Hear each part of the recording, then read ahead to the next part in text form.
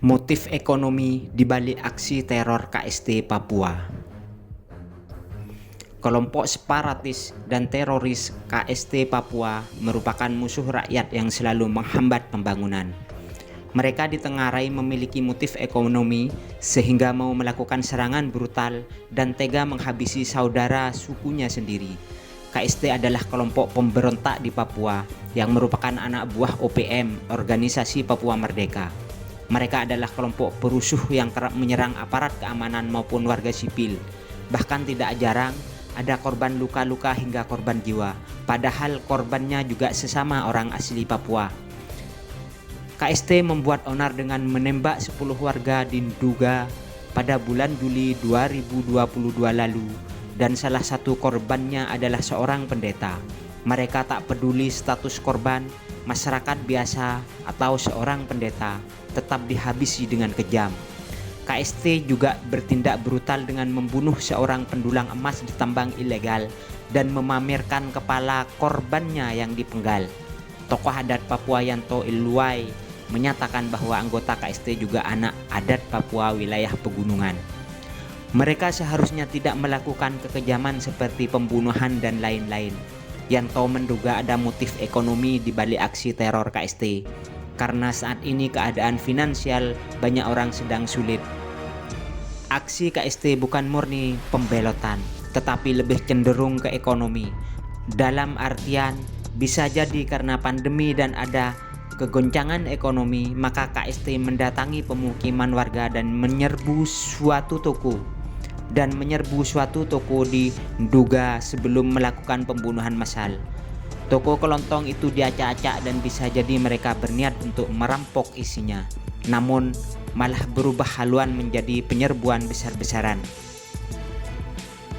Motif ekonomi yang ditengarai menjadi penyebab KST makin brutal adalah sebuah kewajaran. Mereka merasa hidup semakin sulit, terlebih di masa pandemi. Belum diketahui bagaimana cara mereka untuk bertahan hidup di hutan, entah dengan bertani atau cara lain. Ada sebuah video yang viral di Papua di mana seorang anggota KST yang masih baru memalak kepala kampung.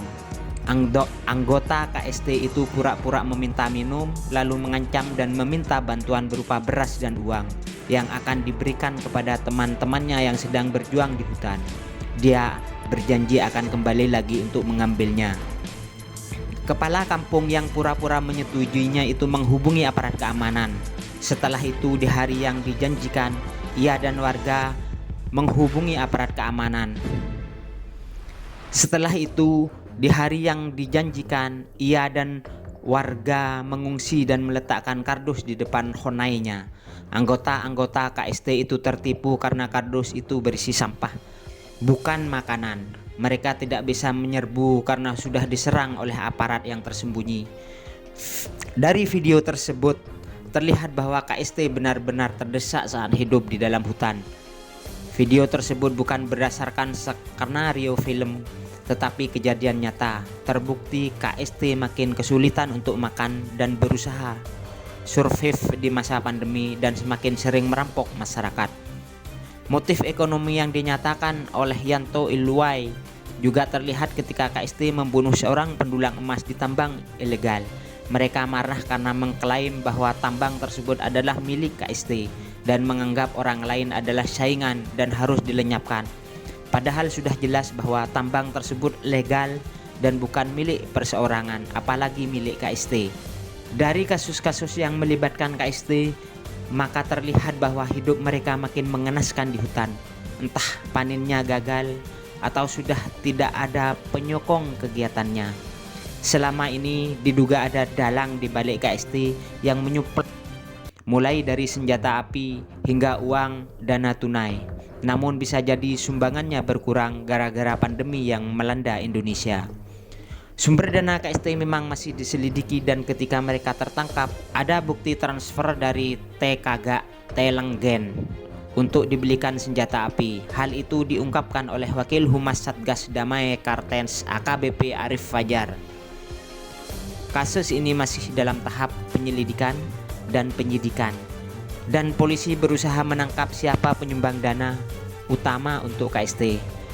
Namun pengamat politik Al-Khairi meragukan siapa penyumbang-penyumbang KST, karena bisa terjadi mereka terpaksa melakukannya karena takut kehilangan nyawa. Jika mereka menyumbang terungkap, maka seharusnya mereka lapor ke aparat keamanan, bukannya terus menyumbang karena ini justru menyuburkan aksi KST di Papua. Motif ekonomi KST memang masih ditelusuri. Apakah benar-benar mereka semakin merana di hutan atau penyumbangnya mulai mengundurkan diri satu persatu? Yang jelas mereka merasakan seperti sengsaranya bergerilya, sehingga untuk sekedar minum air putih harus meminta ke penduduk setempat. Lebih baik KST bertobat dan kembali ke pangkuan Ibu Pertiwi daripada menenteng senjata api, kelaparan, dan akhirnya merampok harta warga sipil dengan brutal. Sudah saatnya aparat keamanan tegas menindak kelompok yang terbukti dan tidak memiliki komitmen untuk memajukan sesama rakyat Papua.